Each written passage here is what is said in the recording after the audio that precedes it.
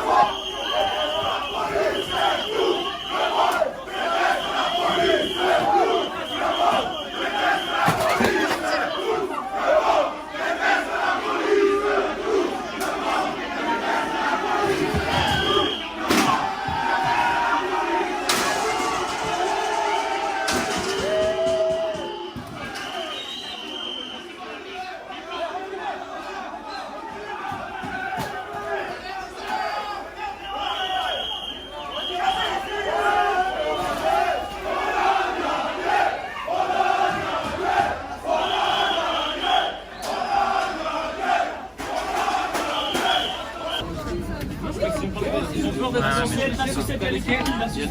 Allez, vite, s'il vous plaît, s'il vous plaît. Faites vite. La sucette.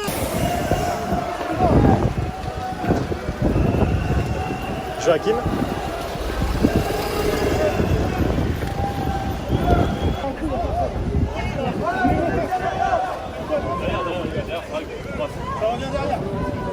Mathieu, ça arrive derrière.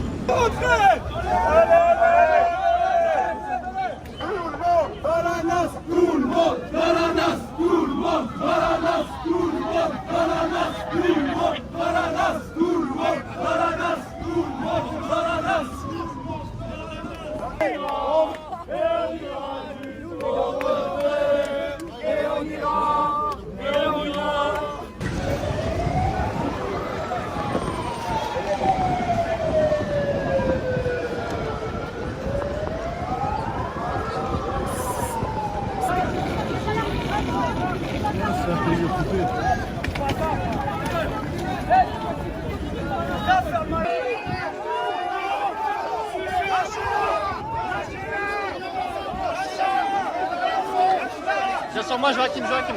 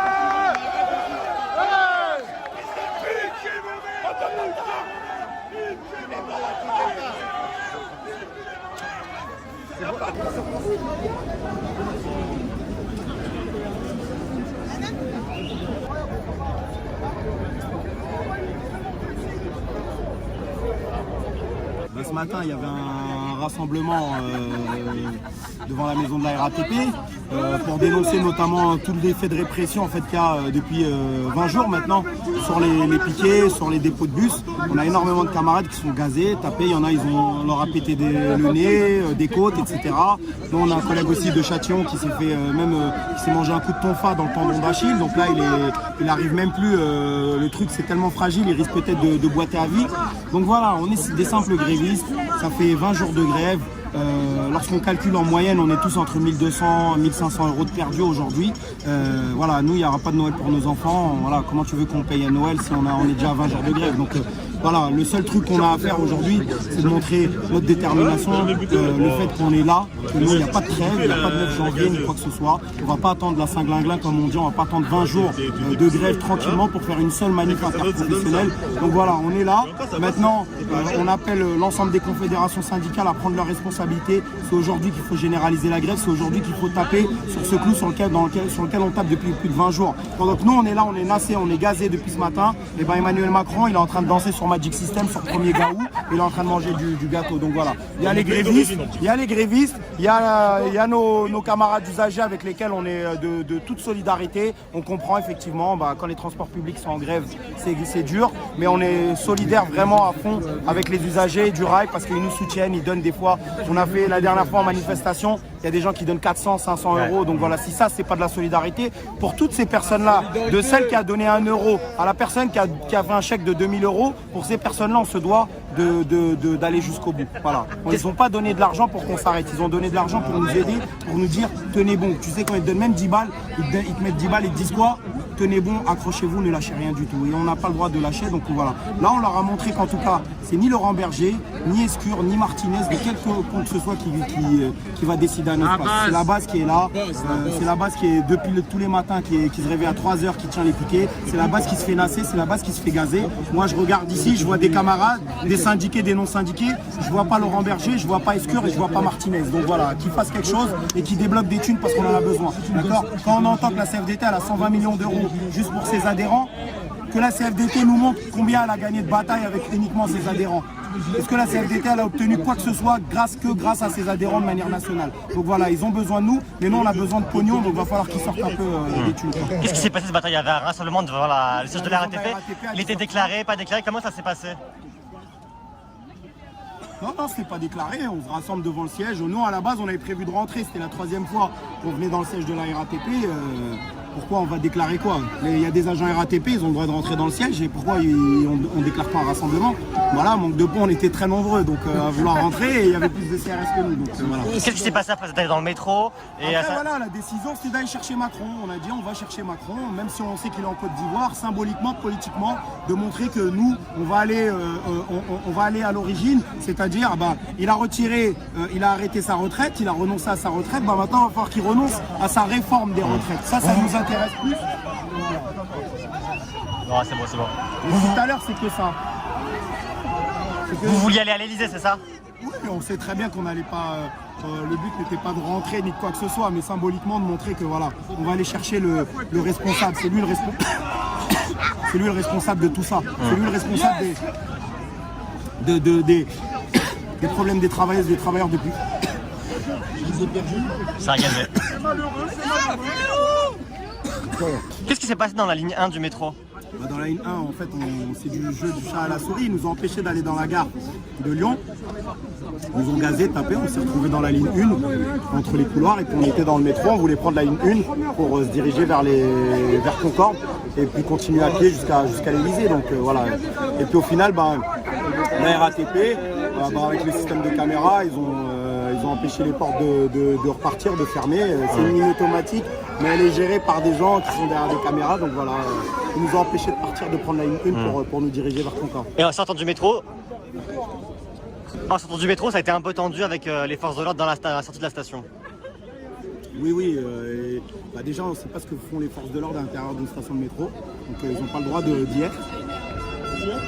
Ils n'ont pas le droit d'y être, et puis ils ont gazé, ils ont mis des coups de matraque, ils nous ont empêché de prendre les portiers. Enfin, ils font même pas le tri parce que nous, la différence, c'est qu'on n'est pas des gilets jaunes. On soutient les gilets jaunes, mais là, on n'a pas de gilet, ni quoi que ce soit, il n'y a pas de gilets jaunes. C'est des agents de la RATP, de la SNCF. Et du coup, en fait, ils ont commencé à taper, ils ne savent même pas s'il y avait des usagers, s'il y avait qui que ce soit, ils ont tapé, ils ont bloqué tout le monde. Enfin, il y a aussi des projectiles dans l'autre sens vers les forces de l'ordre. Oui, après, les gens, il y en a plein qui se sont défendus. C'est normal, on peut comprendre la colère d'un côté lorsqu'on... On peut comprendre la colère lorsqu'on se mange des coups de matraque et voilà, donc après c'était bon enfant, franchement. Oui. J'ai vu moi juste des papiers, un parapluie jeté, je pense que les policiers ils ont pris des jets de pavés, des jets de trottinettes, je pense que c'est rien du tout à côté de prendre du papier ou un parapluie. C'est quoi la situation ici maintenant là? La situation c'est qu'on est bloqué depuis tout à l'heure, ça fait à peu près 2 heures qu'on est lassé. Et voilà, on est, je sais pas, on doit être au moins 400 là ici. Puis on attend, on va voir. Je sais pas ce qu'ils veulent faire. Donc voilà, nous on avait prévu d'aller dans la gare, de se rassembler, de discuter. Et puis ils veulent pas nous laisser. Donc voilà, on aurait voulu manifester jusqu'au palais présidentiel, mais on nous a pas laissé non plus. Donc voilà, c'est plutôt dommage. Comme je le dis, Macron il est en train de danser, il mange son gâteau sur Magic System et puis nous on est là, on est criblés. 14-0 vous avez dit oui.